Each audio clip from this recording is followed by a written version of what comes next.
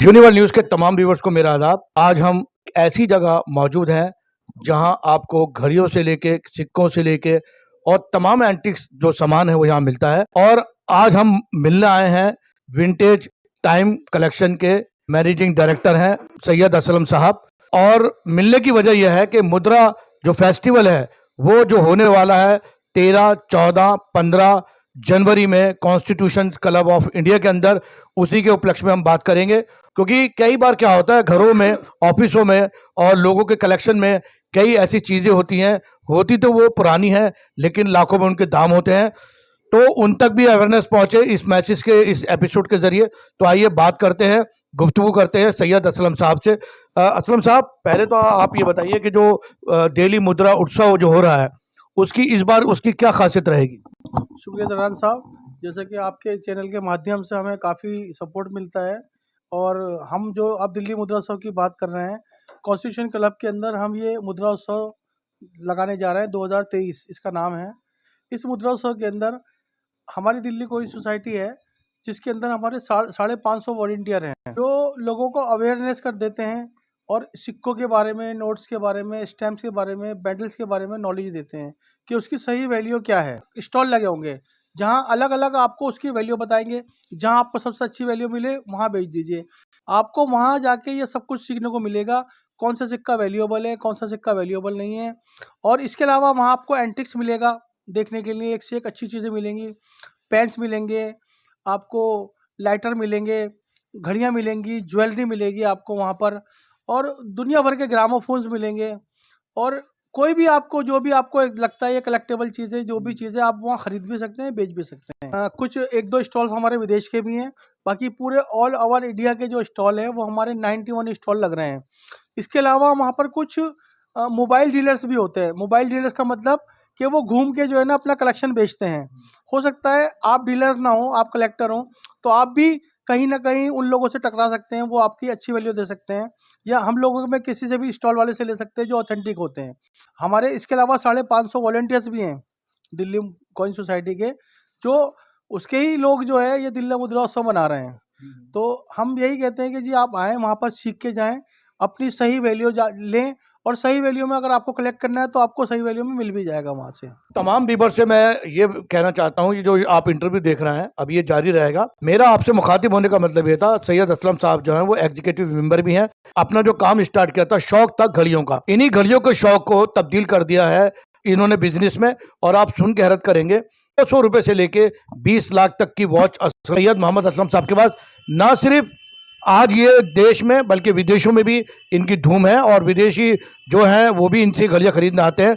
और तो आइए गुफ्तगू करते हैं फिर एक बार असलम साहब के साथ। असलम साहब जी, जो घड़ियों का शौक था, आज आपने इसको बिजनेस, विंटेज बिजनेस में जो करा है, ये कैसी रही आपकी जर्नी, किस हिसाब से आपने शुरू करा, ये बताइए मेरे व्यूअर्स को। देखिए, मेरी जब शादी हुई थी, वो मेरे ससुर थे, एंटिक डीलर थे, उनका एंटिक का बिजनेस था।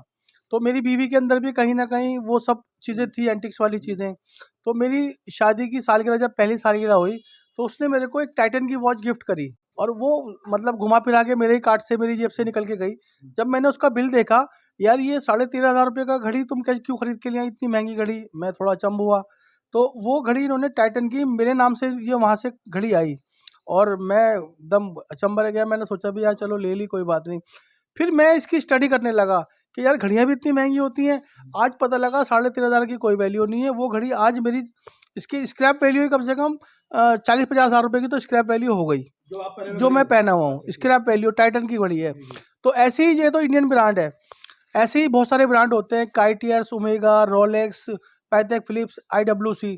तो ये वॉचेस जो है ना, अब मैं इसके अंदर देखता हूँ, और देखते देखते आज मुझे 25 साल 30 साल हो गए देखते देखते। तो आज मैंने फिर एक से एक महंगी घड़ियाँ खरीदना शुरू कर दी।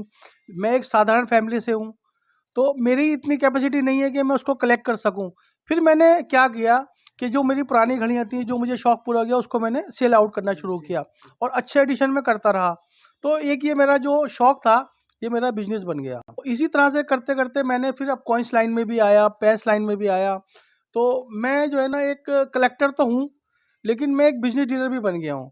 और इसी तरह से जो है ना, मैं ये लोगों को जागरूक करना चाहता हूँ। उस टाइम में मैं बहुत नुकसान में भी रहा, कुछ कलेक्शन मैंने महंगा भी खरीदा। फिर मुझे सही पता लगा कि सही जगह क्या है, कि सही जगह पर से हमारी परचेज हो या सेल हो तो हम उसमें बेनिफिशियल हैं। मैंने बहुत सारे कलेक्शन ऐसे किए नोट्स के, घड़ी के, जो मैंने उस टाइम लिए जब मुझे ज़रूरत पड़ी किसी को बेचने की, तो बड़े दुखी मन से मैंने बेचा उसको और मैंने फिर अपना काम पूरा किया। फिर बाद में पता लगता है उस कलेक्शन की वैल्यू आज ये हो गई। तो हर कलेक्शन की वैल्यू होती है।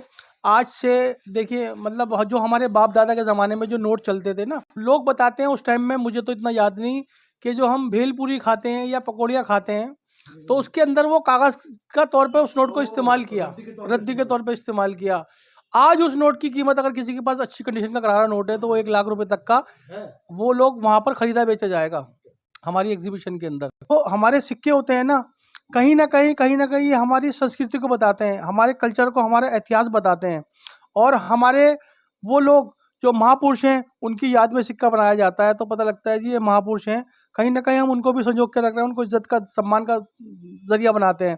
कहीं ना कहीं कुछ हमारे ऐतिहासिक इमारतें होती हैं, पार्लियामेंट हाउस है, या आप नोटों में देखते हैं बहुत सारी चीज़ें ऐसी होती हैं जो छपी होती है पीछे, तो उसके पीछे भी कहीं ना कहीं इतिहास होता है कि ये चीज़ें ऐतिहासिक है, हम इनको जीवित कर रहे हैं। तो ये सारी चीज़ें जो है ना, हमें हमारा इतिहास बताते हैं, सिक्के नोट हमारी संस्कृति बताते हैं। ये आज़ादी का 75वां महोत्सव हो रहा है। अब देखिए गवर्नमेंट ने जो है ये सिक्के जारी किए 75वीं साल के लिए, ठीक है। इसमें जो है ना कुछ सिक्के तो चलन में आपको मिल जाएंगे, कुछ अभी टाइम ऐसे, मेरे पास ऐसे सिक्के बहुत सारे हैं जो जो अपनी वैल्यू रखते हैं अपने आप में। मेरे पास 2,500-3 हज़ार साल तक पुराने सिक्के मेरे पास मौजूद हैं, आज के सिक्के भी मौजूद हैं मेरे पास। और मेरे पास मुगल पीरियड के भी सिक्के हैं, कुषाण पीरियड के भी सिक्के हैं, गुप्ता पीरियड के भी सिक्के हैं मेरे पास, और आज की गवर्नमेंट के भी सिक्के हैं। और ऐसे ऐसे सिक्के हैं जो आपको बाजार में देखने को नहीं मिलेंगे। इसके अंदर कुछ सिक्के ऐसे भी होते हैं जो मिंट के अंदर गलत तरीके से डाई कटिंग के अंदर या किसी तरीके से एरर सिक्के भी होते हैं, और इस तरह के एरर्स नोट भी होते हैं जिसकी वैल्यू बहुत ज़्यादा होती है आम नोटों से। तो गुफ्तगू हो रही थी सैयद असलम साहब से, और इंटरव्यू लेने का मकसद ये था, जब हमने पहली बार कॉन्स्टिट्यूशन क्लब में ये सिक्का एग्जीबिशन लगी थी, कोइन फेस्टिवल लगा था, वो हमने कवर करा था और काफ़ी अप्रिशिएट मिला था। और बहुत अच्छी बात बताई असलम साहब ने, सिक्का या नोट जो है वो संस्कृति का हिस्सा होते हैं। आप किसी भी युग में देख लीजिए, सिक्के निकलते थे, उसकी बैक साइड पे संस्कृति दर्शाई जाती थी। कभी पशु को रखा जाता था, कभी किसी इंसान के लिबास को दिखाया जाता था, कभी वहाँ के कल्चर को, कभी किसी बिल्डिंग को, कभी किसी स्टेच्यू को दिखाता था। ये दर्शाता था कि ये जो सिक्के हैं ये सही मायने में प्राचीन भारत को या प्राचीन सभ्यता को दर्शाते हैं। कॉन्स्टिट्यूशन क्लब में आने वाली 13, 14 और 15 जनवरी 2023 को एक एग्जीबिशन फिर दिल्ली मुद्रा उत्सव 2023 के नाम से। आप यहां अपने बच्चों को लाइए, खुद भी आइए, क्योंकि जब आप यहां पर आएंगे तो ऐसे कल्चर, ऐसी सभ्यता से आप दो चार होंगे, ऐसे सिक्के देखेंगे आप, ऐसा कल्चर देखेंगे और ऐसी पुरानी चीजें आप देखेंगे कि आप वाकई उस पुराने वक्त में चले जाएंगे। और एक खास अपने तमाम व्यूअर्स से मैं कहना चाहता हूं, ये था पहला पार्ट, अब हम चलेंगे दूसरे पार्ट की तरफ। मेरे चैनल यूनिवर्ल न्यूज को आप इसी तरह लाइक, शेयर और सब्सक्राइब करें। इसी के साथ मैं आपसे इजाजत लेता हूं। Universal news bureau, Daryaganj, New Delhi.